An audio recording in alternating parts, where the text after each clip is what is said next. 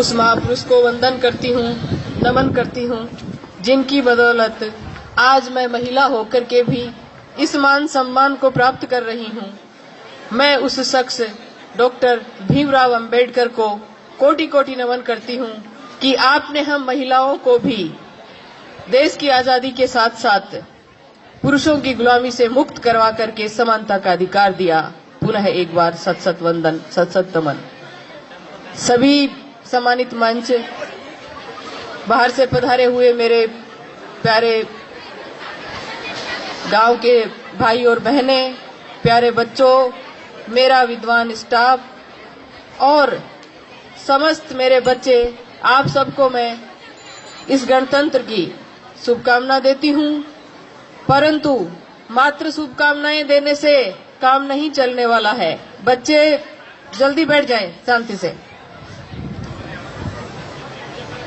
मेरे भाइयों, हम बधाइयां देते हैं कि गणतंत्र की बहुत बहुत बधाई, लेकिन गणतंत्र है क्या ये तो हमें समझना पड़ेगा। क्यों गणतंत्र मनाया जाता है ये भी हमें समझना होगा। आज हमारे देश के अंदर 70 साल हो गए हैं हमारे देश को गणतंत्र घोषित किए हुए। गणतंत्र का मतलब होता है कि जहां एक संविधान बना, पहले जो मनुस्मृति का संविधान लागू था उस संविधान को हटा करके यहाँ पर समता, स्वतंत्रता, बंधुता और न्याय पर आधारित जो एक संविधान बनाया गया था उसको भारत सरकार ने लागू किया, अंगीकार किया, स्वीकार किया। लेकिन क्या इन 70 सालों के बाद भी हम उस संविधान को लागू कर पाए? सबसे बड़ा प्रश्न ये है कि क्या हम उस संविधान को लागू कर पाए और क्यों जरूरत पड़ी थी उस संविधान की। मेरे प्यारे बच्चों, आप लोग ध्यानपूर्वक सुनो, क्योंकि तुम ही कल की तस्वीर हो, तुम ही कल की तकदीर हो, तुम ही कल का भारत हो। जितना आज का युवा जागरूक होगा उतना ही मेरा देश कल मजबूत होगा। तो मैं आपको बताना चाहती हूँ कि आज के दिन ये संविधान मैं लेकर के आई इस प्रति को, क्योंकि कभी भी इस संविधान को किसी लाइब्रेरी में नहीं रखा गया, किसी भी सामान्य बुक स्टॉल पर ये उपलब्ध नहीं होता है। क्यों? क्या है इसके अंदर जिसकी वजह से छुपाया जाता है? कोई तो वजह होगी। इस सृष्टि का नियम है, कोई भी कार्य बिना कारण के कभी भी नहीं होता है। अगर इस भारत के पवित्र महान ग्रंथ को छुपाया जाता है या छुपाया गया है तो पीछे बहुत बड़ी वजह रही होगी। हम लोग हर साल गणतंत्र मनाते हैं, इकट्ठा हो जाते हैं, बच्चों से परेड करवा लेते हैं, नेताजी वगैरह, प्रिंसिपल वगैरह सब भाषण दे लेते हैं और बच्चे नाच गा करके घर चले जाते हैं। नहीं मेरे बच्चों, ये देश में जानना होगा कि आज का दिन विशेष क्यों है और किस लिए मनाया जाता है। मैं कहती हूँ कि 15 अगस्त से भी कहीं ज्यादा महत्वपूर्ण आज का दिन है, और वो दिन इसलिए है क्योंकि अगर आजादी मिल जाती और वही व्यवस्था बनी हुई रहती तो क्या फर्क पड़ता। हम इस चतुर्वर्णी व्यवस्था में जो श्रेष्ठता के शिखर पर पहुंचे हुए लोग थे उनके गुलाम हो जाते। पहले अंग्रेजों के गुलाम थे, उसके बाद में हम उनके गुलाम हो जाते। लेकिन इस भारतीय संविधान ने हम सबको समता, स्वतंत्रता, बंधुता और न्याय पर आधारित समाज की स्थापना करने की जो प्रेरणा दी, क्या हर एक जागरूक बंदे से मेरा सवाल है कि वो अपने जमीर से पूछे, क्या हम समता, स्वतंत्रता, बंधुता और न्याय की स्थापना कर पाए? हम नहीं कर पाए। क्या आदिवासियों के लिए अनुसूची 5 और 6 लागू हुई? नहीं हुई। अरे कम से कम मैं तो यही पूछना चाहती हूँ कि इस संविधान के पहले पन्ने पे लिखा है भारत अर्थात इंडिया। हम हमारे देश के नाम को तो नहीं जान पाए, क्या संविधान, क्या खाक लागू करेंगे?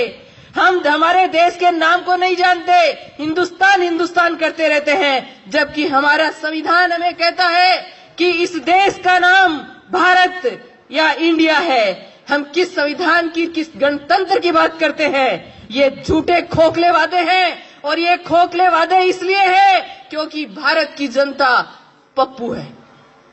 मैं किसी दूसरे में उलाहना नहीं लगाती। हमारी कमजोरी है कि हमारे उस बंदे ने अपनी जिंदगी लगा करके, अपने 4-4 बच्चों की बलि दे करके इस असमानता की इस खड़ी व्यवस्था को ऐसे ला करके इसके अंदर रखा, लेकिन हमारी नालायकी देखिए कि आज दिन तक हम उसको ऐसा नहीं कर पाए। सिद्धांतों में ये संविधान है, लेकिन आज भी आप जाकर के देखिए वो व्यवस्था लागू है।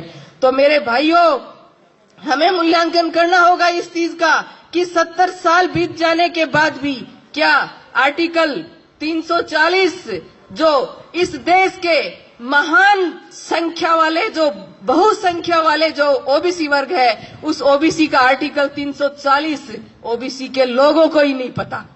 दूसरों की तो बात छोड़ो, ओबीसी के लोगों को नहीं पता कि आर्टिकल 340 क्यों लिखा गया और उसकी क्या पालना हुई, कुछ नहीं पता है।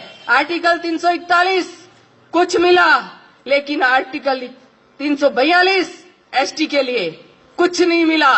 क्या पता है आदिवासियों को? अरे मेरे आदिवासी मूल निवासी भाइयों, तुम समझो कि जिस देश में बाबा साहब के जन्म लेने से पहले महान बिरसा मुंडा ने आजादी का आंदोलन, जिसको मुंडारी भाषा में मुक्ति का आंदोलन यानी कि उल गुलान नामक एक जो आंदोलन छेड़ा था, क्या पता है आपको? नहीं पता, क्योंकि हम पेट तक सीमित कर दिए गए।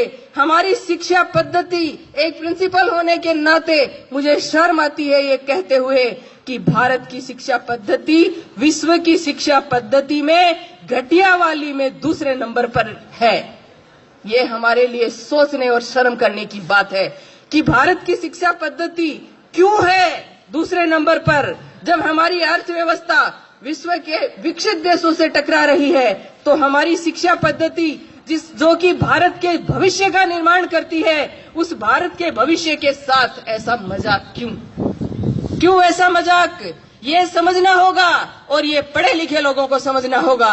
और पढ़े लिखे लोगों ने शायद कहीं न कहीं अपनी गैर जिम्मेदारी का परिचय दिया है कि आज हमारी आर्टिकल जो है वो हम नहीं जानते, हमारा संविधान क्या है वो हम नहीं जानते, और हमारे हक अधिकारों को हम नहीं जानते। भाइयों, गणतंत्र मनाने से, भोजन कर लेने से, मिठाइयां बांट लेने से, बच्चों को नचा लेने से कुछ नहीं होने वाला है। इनके पीछे षड्यंत्र था कि इस दिन डॉक्टर अंबेडकर की चर्चा नहीं होनी चाहिए, इस दिन भारतीय संविधान की चर्चा नहीं होनी चाहिए, क्योंकि भारतीय संविधान की अगर चर्चा होगी तो भारत के लोगों के हक और अधिकारों की चर्चा होगी, और अगर हक और अधिकारों की चर्चा होगी तो लोग जागृत होंगे तो अपने अधिकारों को लेने के लिए संगठित होंगे, और संगठित होंगे तो शक्ति का निर्माण होगा, और शक्ति को जमाना सैल्यूट करता है।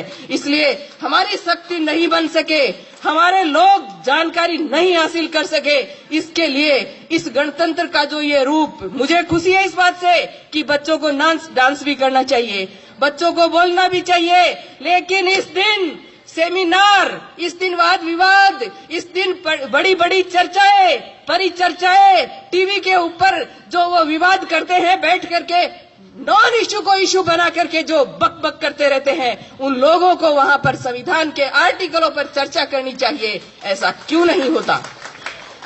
क्यों नहीं होता ऐसा इसलिए नहीं होता कि आप लोग अपने अधिकारों के प्रति जागृत नहीं हो। मुझे दुख है इस बात का। मेरा विद्वान स्टाफ बैठा है, शायद पहली बार डॉक्टर अंबेडकर की तस्वीर देख रहे होंगे 26 जनवरी के ऊपर।